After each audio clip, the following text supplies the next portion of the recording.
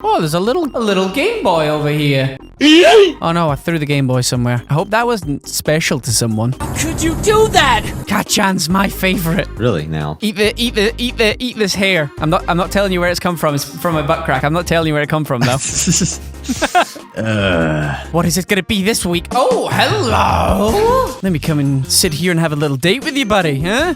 Huh? You're looking fantastic. I promised I wouldn't cheat on casting it again. Well, nobody has to know, buddy. So did you just get back from like doing some art or something? Or? This. It's ketchup. I was trying to seductively eat a hot dog and it went wrong. Ah, yes, that's common. It's very common around these parts. People are always deep hot dogs. Would you like to try it again? Demonetized. I'm just bringing some chippies along so that we've got a little snack. It's you. Well, one of us is gonna have to change. Was this just a prank? Well, Oh, this is embarrassing. well, this is we came to the nightclub as the same person. Vincent. He's gone from one girl per night to two girls. He's got like twins. I was gonna say, is this creepy? I have like some 30-year-old guy with like these. I don't know what's going on over here. He's just hanging out at a school with two girls. Oh no. Although according to the warning message at the start of the Yandere Simulator, they are all 18. So Vincent, That is right. You're safe, my dude. Still creepy, but you're safe. Shrug? Hey everyone, Razzbowski here, and welcome back to Yandere Simulator. Now, baby, it is podcast time. And yes, we have a very special guest this week. Yandere-chan herself, Michaela Laws. And you, come a little closer. Let's just say that the things Michaela reveals in this video would make Yandere devs sick. Secrets, so many beautiful and wonderful secrets. This is a once-in-a-lifetime interview, ladies and gentlemen. So get those butts prepared. Guys, if you're hyped for this video, then please hit that like button. It really is appreciated. Let's shoot for 2,000 beautiful likes. And you did it, didn't you, ladies and gentlemen? You went ahead and hit 10,000 beautiful likes on the Levi reveal video, so now I have to explain to you where babbies come from. Fantastic! So if this video right here hits 3,000 beautiful likes tonight, then I will make a dedicated Papa Explains video in which I talk to you about the birds and the bees. You like jazz? So let's just dive straight in, baby! Woo! Did you happen to know that Yandere-chan's middle name is actually Catherine? Okay, well, my whiteboard just fell off my wall and hit my desk. Oh no! I thought you passed out from surprise. Like, oh my god! Not another one! Oh, crap. Welcome back to Yandere Simulator Podcast Episode 2. Today is a very special day because not only is Bijuu Mike here, looking as handsome as ever, he's actually got hair this week. Yeah, it's, I worked out a little bit. You worked out a little bit. I was Homer before. So he's gone from jaundice and fat to very muscular and just all around good to look at. So you're welcome, fangirls. And the extra special thing, as you heard the laugh there in the background, we have got Michaela Laws, who is Yandere-chan herself. Hello. Hi. Pleasure to be here. Do you know what? When you first jumped in the call, I was like, that's Ayana Waishi. She's in my ears. No, this is pretty awesome. Yeah, I'm excited. I'm excited to. We've never talked before. I think maybe like a comment or two. I don't remember, but I'm excited. Well, it's a pleasure to be able to be here with both of you. Like, yeah, with you, Mike. We've only talked in a comment because of the Yandere rap battles. Oh yeah. And then, of course, Razzbowski, Raz, you've been in one of my rap battles, the final battle. So. Oh, that's right. I almost forgot about that. Yeah. No, people don't seem to catch that Raz has been in a rap battle. Yeah, some people are like, you were in Michaela's rap battle, and other people are like, you should work with Michaela. Okay. Already done that. He's got the bars. No, I was just the announcer. I haven't got bars. No. No, yeah, I know. I remember watching it. That was cool. No, it was an honor to do that because one of the first things, obviously I knew you as Ayana Waishi, the voice actress, but to see you put together the raps, it was unbelievable. The flow of the battles and the lyrics, you just slay people, and it's the creativity is unbelievable. I love it. No, they're amazing. I love them so much, and I know like everyone else does. Oh yeah. Well, thank you very much. I really appreciate it. Yeah, I really loved the one with Monica. Oh yeah. It was. Oh man. I don't remember when it came out. Was that April Fool's or was it just a thing? It was just a thing, because everyone and their mother kept asking about a Monica versus Diana rap, and like the really cool thing is someone had already done it. Apparently, I didn't know. But I was just so frustrated. Yeah, I was just so frustrated that people kept asking for it. I'm like, you know what? Fine. I'm just gonna throw down and see what happens, even though it wasn't really a throwdown. No, but it was genius. So true, though. Yeah, it was perfect. It was like you didn't need to do anything else. It was perfect. Because I remember sitting down and thinking, I think I'd done some sort of Doki Doki memes episode or something like that, and I sat down and I was like, oh, Michaela's done something. I'll go and react to that video. That'll give me an extra 5 minutes of content. And then I was just struck, dumbfounded, speechless, because I was like, that's just perfect. That's exactly what you should do. Okay, yeah, I was curious. I know that you create visual novels, right? Yeah. What is like the process like? You know, what goes into doing that? Well, with visual novels, the lucky thing is it's literally just a novel. It's a choose your own adventure. So a lot of my thought process goes into the storyline, where each pathway goes, and kind of potentially what the player may or may not do. The fun thing about at least the visual novel community, or at least how a lot of my friends work who are in the VN community, is that we think of the very funny, very cheeky type of choices that people could make. For like example, in one of my games, at the very beginning of the game, because you're trying to find a job, and so you get offered a job, so you 100% want to say yes to continue the story, but there of course is that tongue-in-cheek of, oh, what if you say no? Yeah, exactly. And you press no, you end the game like, what? But it's like, that's something a player would do. So it's really fun to kind of create a story and create instances that not only is fun for the player, but also can either bring the story forward or make a gigantic spin on it that would make the player go, wait, hold on, wait, excuse me, what just happened? But yeah, like that's the entire process of just making the story.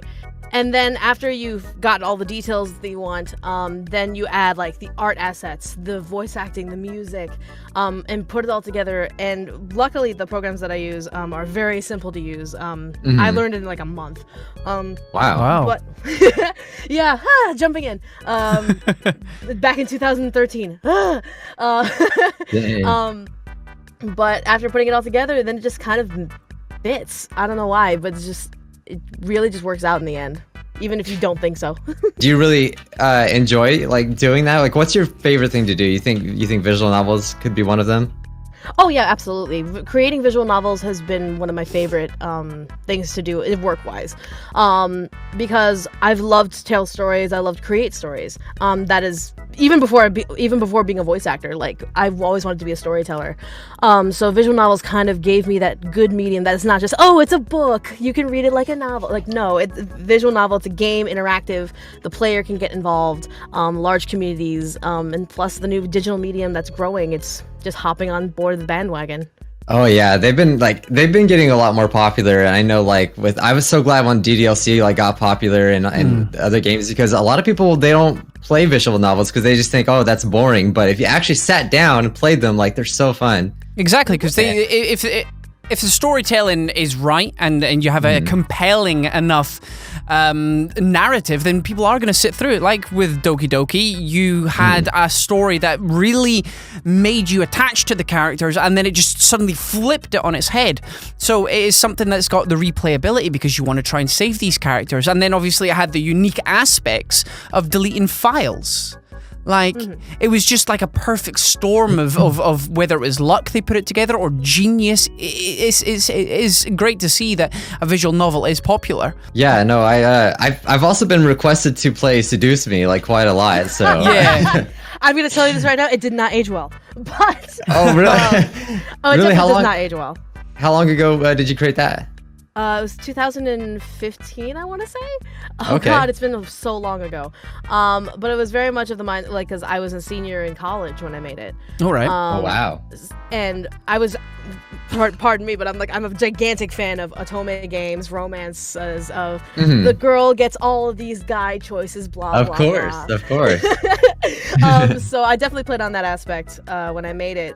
So now if I went back now, I'd be like, oh god, this is trash, this needs to be thrown into a fire. But a lot of people seem to like it, so maybe it's free, so sure. You're a woman of many talents. You sing, you create games, you write, you do voice acting. What would you say is your favorite out of all these things to do? Oh no. Oh, yeah, no, I'm just coming straight. And I had an even worse question for you to answer.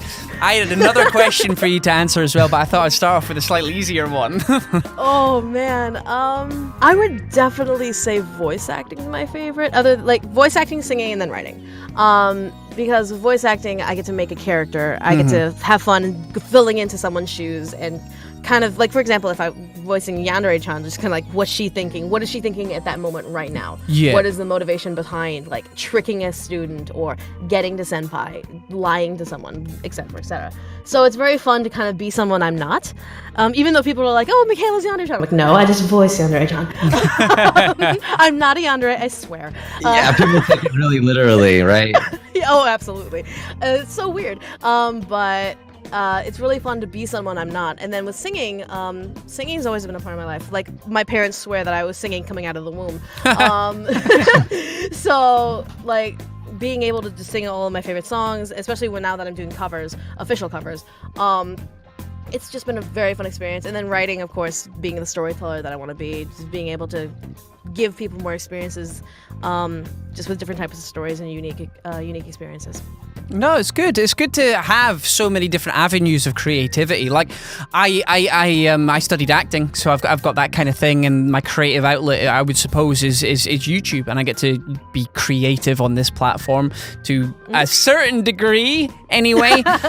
Whether it's good or not is up to the opinion of the viewers. Like and subscribe. Well, I mean, if you do what you love, then exactly, you'll always just love working. Exactly. That's the main thing. That's why I studied acting instead of going on to do psychology or chemistry or maths or anything like that. If I'm going to be working for the rest of my life, I'm going to be doing something I want to do. Well, first off, like, anyone can sing. It's just a matter of practice and a matter of making sure that you practice every single day. Oh, honey, I've been practicing for 32 years. Well, schmur. I always say that, like, as long as you take like an hour a day, you can always improve whatever skill you want. Yeah. Whether it be writing a story, singing, ditch digging, whatever. 1 hour a day is enough to practice that skill. But for me, I'm a jack of all trades. And that's what I call myself, because I would never master anything. I'm not going to be a master at like writing or singing or acting or whatever. I just know that I have the skill enough to do things that I want to do, and I think anyone can achieve that as long as they work hard for it. Yeah, whenever somebody, I'm sure the same for you as well, Mike, is whenever somebody asks how did you get into YouTube, you just tell them to do it. Like, it's no great mystery. You practice. Yeah. I was terrible. Like, go back to my first video, I was quiet. It's crazy. To think how loud I've become, and same with editing. When I first started properly editing, I was terrible at that as well. And because, as you said, like an hour or so a day, you practice, you hone your skills, and you get to the level that you're almost satisfied with. Like, I'm never satisfied. I'm happy with the final product, but I'm always like, I want to improve. I want to get better at this. I want to get better at that. And that's the kind of drive that does push you further. I've just noticed that we've sort of surrounded you. We've been slowly getting closer and closer to you. I've noticed that, and I'm just kind of like, I'm now cornered. We have this purpose-built studio, and we're just cornering you. Oh, the chip. Well, our seats don't work, so the chippos, yes. Put them on the table. I wish you would stop teabagging the mics. Anyway, Michaela, how did you meet Yandere Dev? Oh, that's a good one.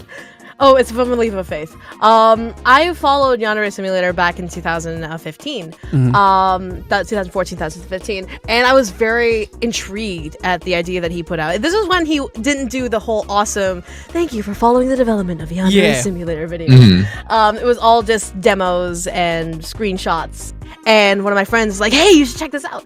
And I saw this. I'm like, this is a villain game where you play as a villain, not as a hero? And so I saw that he was looking at volunteers and all that stuff. And back in 2014, I literally was getting out of college. I didn't have much under my belt. So I'm like, you know what? Screw it. I'm going to email this guy. So I emailed him this like big professional email of, hi, my name is Michaela Laws. I'm a voice actor. Here's my demo reel, which is really bad to do. But I'm like, hey, if you need a voice actor, if you need a casting director, please let me know. I would love to help out and volunteer my time. And I specifically said volunteer my time because I wasn't going to do this because I knew that regardless of what happened to Yandere Simulator, I wanted to do this to help the game out. I wanted to be part of this really interesting story. And so he and I went back and forth for a couple of months until finally in March, I believe. March or April, we finally worked out like the first intro of Yandere Simulator, as well as casting for Info-chan and Senpai. And working out the details of Senpai's reactions to Yandere-chan. And I was so ecstatic.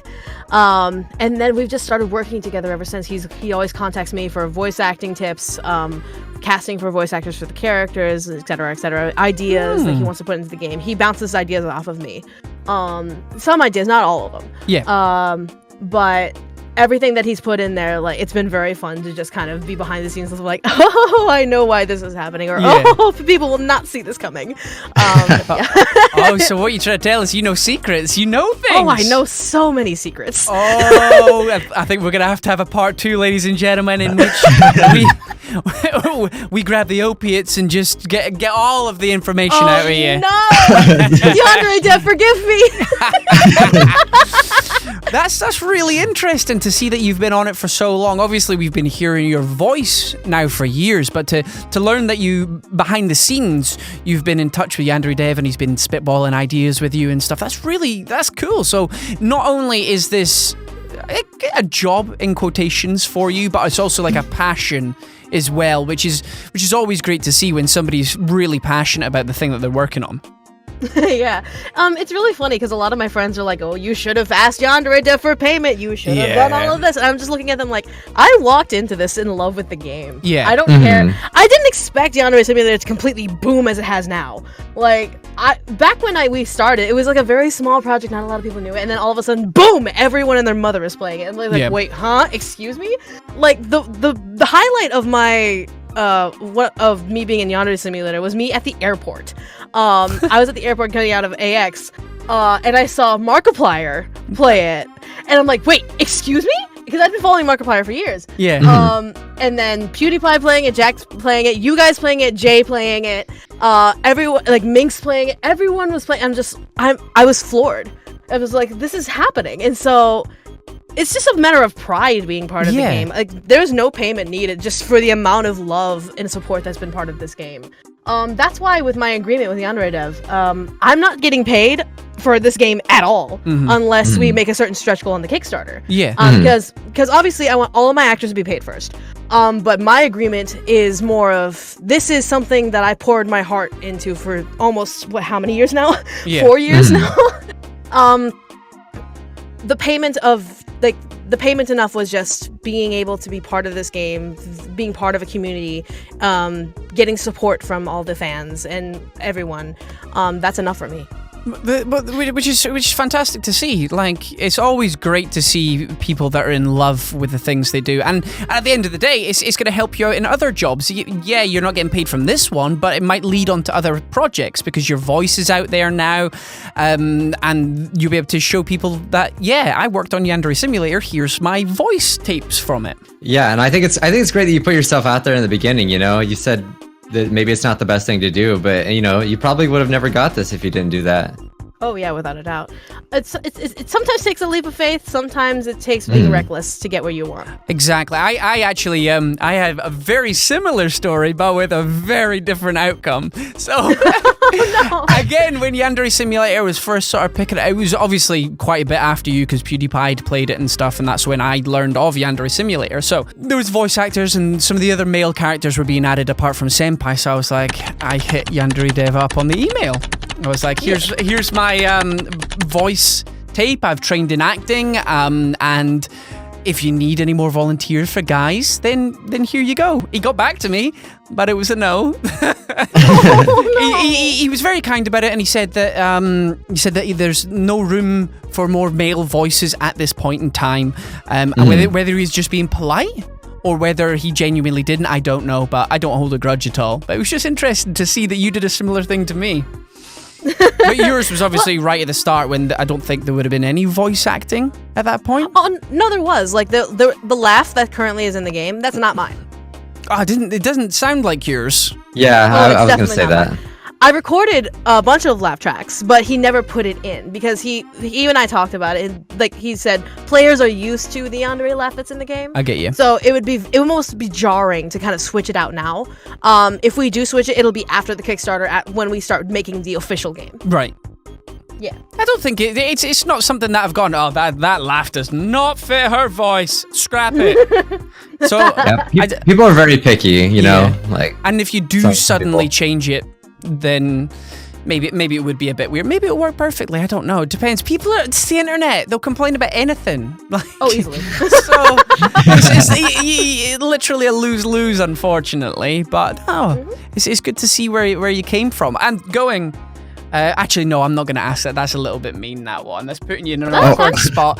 Bring in the mean. Bring in the mean. I was gonna ask you, what is your favorite voice acting role you've done? Now, don't feel pressured to say Yan-chan, because we're on a Yandere Simulator based podcast. Oh yeah, but it could be just the final product you're more happy with. So your perspective on the acting that you've delivered for the lines or the character, or anything. Yeah. Well, I definitely say Yandere-chan's up there.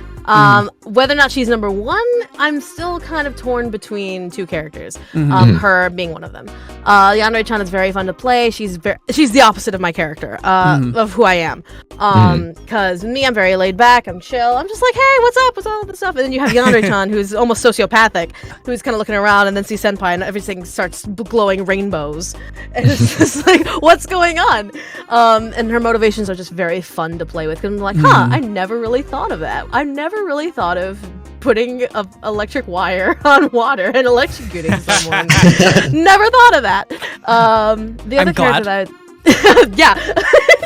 the other character that I really had fun with is a character named Diana. She's in Seduce Me the Otome. She's basically a character I wrote. She's very much the succubus seductress. She doesn't take no for an answer. She plays very maturely, very much so. She knows how to get under your skin using only her words. And that's only in the first game. And in the second game, her character changes to more of a heroine, more of a leader of a rebellion army.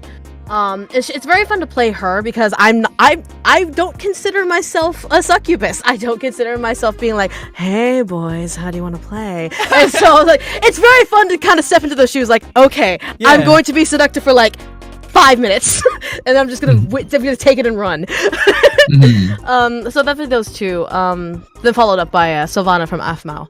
Because being a mom is fun, especially a mom who throws chanclas at people. It's great. That's so cool. So like what made you, and I'm sure like every voice actor gets asked this, but like what made you get into voice acting? Is there something that inspired you, or like what? Well, my entry was kind of both. I'm gonna call it bittersweet, even though that's probably not the correct term for it. Well, when I was younger, I went to a convention called Gen Con. And there were some voice acting panels, and my parents threw me into one because they're like, screw it, it's okay, it's acting, whatever. And they were taking volunteers to do to dub over a scene in an anime. I can't remember which one because I was so young. And I was selected to do it, and so I saw my voice come out of this character. And I'm like, I want to do that. Yeah. I want to do that for the rest of my life. It was so fun. But I guess what really kicked me in the butt. What I really don't like to tell people, and I'm telling this now. We're getting the gossip. Exclusive. Oh yeah, you guys are getting the exclusive. Is that all throughout my school years, I was bullied for my physical looks. I was bullied for the things that I liked, and I was eventually, because I wanted to be on Broadway, I wanted to be a singer, I wanted to be an actress on stage. I was basically shut down by some of my family members. They said, you don't have the looks for it. And even the college I went to, it was like, you had to be this size or you were never going to be in Broadway at all. So I was kind of jaded by all the fact that it's like, because of how I look, because of how I present myself, I can never be what I want to be. So I've just, in spite of all that, in the anger of all that, I'm like, you know what? Screw it. I'm going to find a different dream that fulfills the same desires. I want to be able to be a storyteller, make characters come to life. And I found voice acting, and it's like, you know what? This is perfect. Like, I'd wanted to do this. This is something I wanted to do when I was a kid. Boom, I'm going to do it. And so I just dove into the voice acting community, and now here I am. Hell yeah. Hell, that's what I like to hear. That's freaking awesome.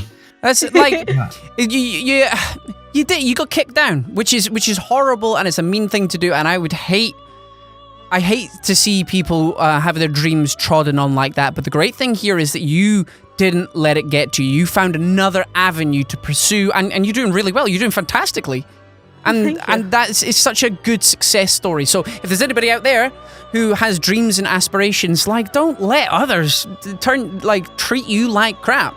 If you want to do it, work hard at it. And yeah, you may not succeed at the end of the day, but if you don't try, you will always regret it. Trust me, you will always regret it. So just keep going. And you got a success story right here of people telling Michaela that she's not A and not B, but she went, you know what? I'll be C then. I'll be C, and you found your way. So it's a fantastic. I've got goosebumps. It's a beautiful story. And having the resistance, it just makes it that much more sweeter. You know? Oh yeah. That you actually, were able to do it. Like, you can use it, your story to like empower people. So I think it's great. Yeah, and there's definitely. I say bittersweet, but it's like it's like the sweetness of a revenge of being exactly. Look back at the people who brought you down. Like, look at me now. You thought I wasn't gonna make it, and yeah, it could get into your head. It could definitely it inflated my ego just a tiny bit. But looking back at it, I'm just like, you know what? I'm happy. I'm being able to be part of projects that I love. I'm able to connect with awesome people like you guys. And so this has been a success. No matter how you spin it, no matter how many times I got kicked, it's just you get back up again and you try your best. Exactly. To go back to Undertale, that determination is what you what got you through. Like it's great to see. I'm sure, Mike, you'll have similar stories of maybe being kicked down and triumphing in the end. Well, I mean, for the most part, my family, they didn't really care. I don't have a very big family at all, so that's a sad story in itself, I guess. My family, a lot of my families are crazy, and I don't even really have contact with them. But what I found out in life is that if you look for the negative, there's going to be negative. If you look for all the reasons why you can't do something, you're going to find them, and to take that and just say, no, I'm just going to do what I want. That's just what I've learned. Is just, you just gotta try it. And people, at the end of the day, if they're not doing something they like and they're telling you that you can't do it, they're just going to think inside, they're like, oh crap, well, maybe I should have tried, Yeah. The world, it's the perfect sentence. If you look for the negative in life, you will find it. There's plenty out there, but sticking to the positive, find something that you enjoy, as long as it's legal. No nasty business over here. Thanks very much. As you guys are covered in blood. I've already said it's hot dog juice. That sounds even worse. That sounds even nastier. Hot dog juice? What? Yeah, I was just gonna go with iron paint, but it's fine. Paint. That's the one. Oh, geez, hot dog juice. Cut the cameras. When voicing lines for Ayano, how do you mentally prepare? Do you try to get in her head and imagine what she's thinking in that current scene, or let your creativity flow? Well, luckily, I can contact Yandere whenever I want. I'm like, hey, what's going on here? Yeah. But he gives me a lot of context for a lot of the scenes that I'm doing, or whatever the situation is, whether it be talking about a lie or talking about the intro. Like right now, you guys are getting the exclusive. Sorry, Yandere, we're reworking the intro. Not the mobile phone scene, the one before that, when she's talking about how she's alone in the world. That one. Mm-hmm. Oh yeah, we're working a script right now, and I'm voice acting it, and it's almost done, 80% there. But it's really fun to kind of go through and see what Yandere-chan could possibly mean when she says a lot of the lines. because sometimes it's about expressing what she really feels. Like, for example, the monologue. It's literally to the fourth wall. Yeah. So there's nothing she doesn't have to hide her feelings. It's literally, this is how she feels, and this is how she's gonna get done. She's gonna get things done. Forgot, no swearing. It's all right. There'll be a Roblox oof sound in there. I don't care. But and then there's the in-school scenes where it's like if I'm asking someone a favor or if I'm complimenting someone. Being able to put on that innocent schoolgirl mask. And so that's another layer of Yandere-chan. The fun thing with Yandere-chan specifically is that she already has a set of emotions. And a lot of them is very dark, very bleak, she's seen a black and white world where she's not sure if she can escape it. So there's a fear behind it. There's anger. There's desperation to get out and finally feel like being a human. And then there's the layer of senpai. I was like, senpai's there, she's happy, she's joyful, she's normal, she's human. And then there's the other layer of being a trickster, where it's just like, if I need to get something from someone, or if I need to trick someone, that way I can either get them to go somewhere else, get them to lie about someone, get them to spread rumors, be killed. It's that layer upon layer upon layer that's fun to kind of break through each word. So when I do voice the lines, I think about how many layers there are the line, and then how much I want to play with just both how Yandere-chan actually is versus what people see as the schoolgirl in the school. She's quite a complex character. It's not as black and white as some people may see her as just senpai, dark, gloomy. Like, there are a lot of layers there because she's very manipulative and calculating, so it'll be really good to see how you voice those kind of lines when you're trying to befriend one of the rivals or you're trying to persuade somebody else to go and do something for you. It'd be great to see how you put a spin on those lines. Oh yeah, like, my favorite scene thus far is the friendship with Kokona. Yeah. Because a lot of people see that one scene of where it's like, I can just choke her out right now. Yeah. And that's what's going on. Literally, the inner monologue is just like, I swear to God, this girl needs to shut up. I need to choke her right now and end it. But then when you finally get to like, hey, you like senpai, please don't take him away from me. Exactly. It's almost a level of she's opening up the desperation and the fear that she has. Like, please say yes to me. I need this. Please don't deny me this. You see a glimpse of her real, true feelings in there, don't you? Like the desperation of her as a character and where her motivation all comes from. That she is scared and alone of being by herself, and this girl is in her way. So she's pleading with her, let me have the man. Yeah, please let me have boy. Boy makes me happy. What's your favorite anime? Ooh. Yu Yu Hakusho, hands down. Yu Yu Hakusho? I've heard about that a lot because there was a recent gacha game, whether it's been brought out over here or it's been localized, but I heard about that and it seemed like a good anime, but I've never seen it. It's really fun, a lot of action. Tournament arc's always the best. But if you like very sassy, badmouth protagonist characters, delinquent characters, definitely take a look at that. Yusuke is a very fun main player, and then his whole friends, Kuwabara, Kurama, Hiei, they all bounce off each other so phenomenally. Every episode I've watched has just been a delight. Even if it's just like a very big, dramatic, emotional, it's just like, it's fun. It's so fun. That's good. And right, okay, one final question, because everybody's going to want to know this. Who is your favorite rival? Megami Psycho. Yeah? I think that's a good one. You said that as well, didn't you, Mike? Megami is a very interesting one. Yeah, because like I don't know how the final battle's gonna go. You know, like are they gonna just throw down and like I don't know. So do you know? Do you know?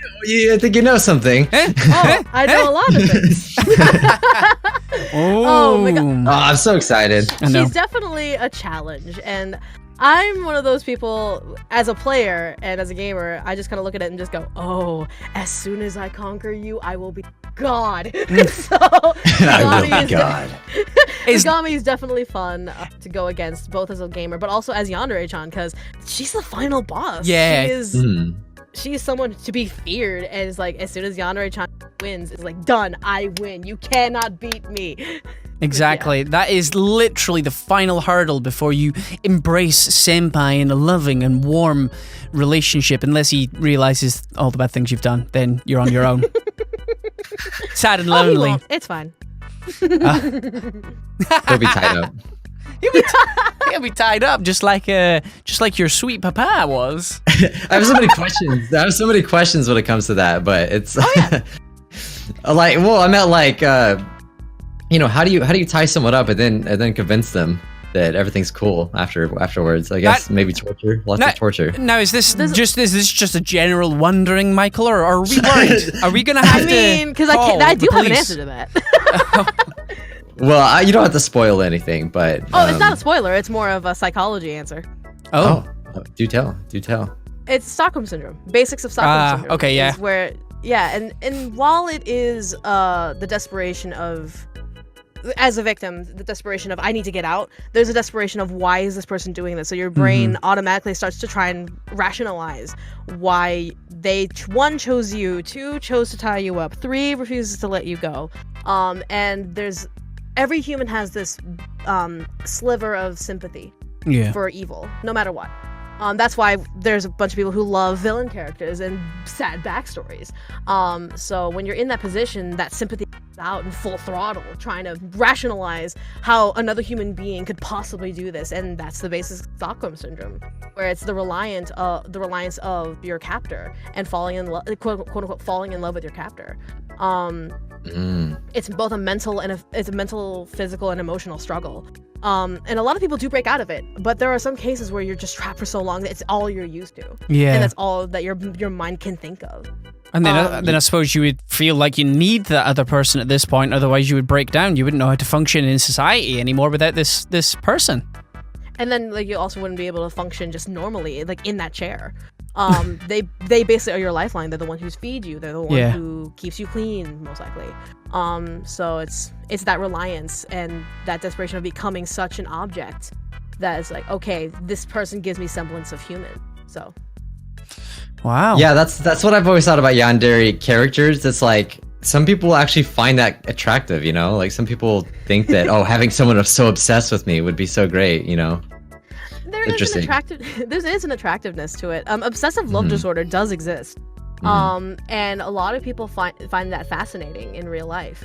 Where it's just that person who is so possessive of you. And it's kind of caressing on the idea in our hearts that if someone is obsessed with us, then they won't deceive us. They won't hurt us. They won't betray us or cheat on us and things of that nature. It's that selfishness we have that kind of fuels the desire to have someone be possessive. It's like having that boyfriend who you think like, oh, they're gonna go sweet up some girl, but really he starts being possessive over you. It's like, oh, there's a level of, oh, he wants just me. There's the only thing. And that's obviously a double-edged sword, because obviously in an obsessive love disorder, if you have that kind of like a boyfriend or girl, whatever, if you try to hang out with someone, they start getting really angry.